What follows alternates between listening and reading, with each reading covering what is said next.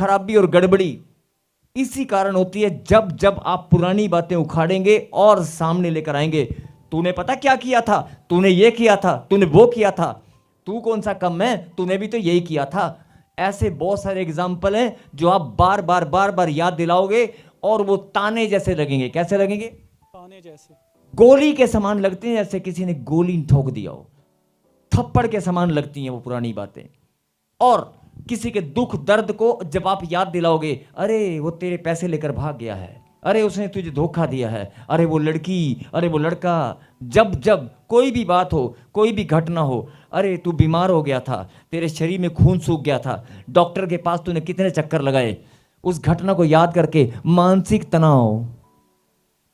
आपके घर में कोई बीमारी आई, 6 महीने 4 महीने कोई बीमार पड़ा रहा, अब ठीक है, लेकिन जब आप उसे याद करेंगे और किसी को एग्जाम्पल देकर समझाएंगे तो आप मानसिक तनाव के शिकार हो सकते हैं।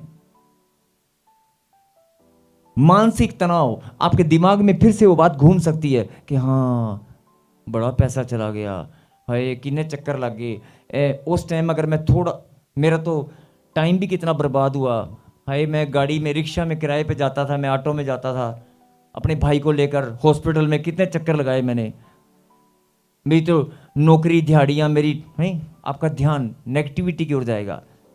पुरानी बातें जब जब आप जुबान पर लाओगे, जब जब आप जहन में लाओगे, अपने दिमाग में लाओगे, आधे से ज्यादा वो बातें आपको चिंता की ओर लेकर जाएंगी, व्यर्थ की ओर। व्यर्थ, बेकार है, उनका कोई रिजल्ट नहीं है, उनका कोई रिजल्ट नहीं निकलेगा, सिर्फ वो दुख और दर्द ही देंगी, दुख और दर्द ही देंगी। इसलिए आज परमेश्वर आपसे ये, अपने बच्चों को ये कहना चाहते हैं, अभी तक आपने बहुत बार, बहुत लंबे सालों से आप अपने जीवन में जैसे भी आप चलते आए हैं, लेकिन आपका ये स्वभाव है कि पुरानी बातें आप बोलते हैं और पुरानी बातें आप एक दूसरे के सामने रखते हैं। और बहुत सारे लोग तो जानबूझकर रखते हैं। अगर किसी को याद भी नहीं है, अच्छा माहौल होगा ना, अचानक से आएंगे, उनकी आदत होती है, स्वभाव, उनका स्वभाव होता है निंदा बुराई करने का, चुगली करने का, और पुरानी बातें बीच में लाकर ठोकने का, ठंग आग में घी का काम करते हैं, पुरानी बातें लाकर बीच में बोल देते हैं। बहुत सारे एग्जाम्पल हैं, लेकिन मैं सिर्फ आपका ध्यान इस बात पर केंद्रित करना चाहता हूं। अगर आपको यह बात समझ में आ रही है कि यह बात परमेश्वर की ओर से है, और यह आत्मिक खुराक मैं क्यों बोल रहा हूं,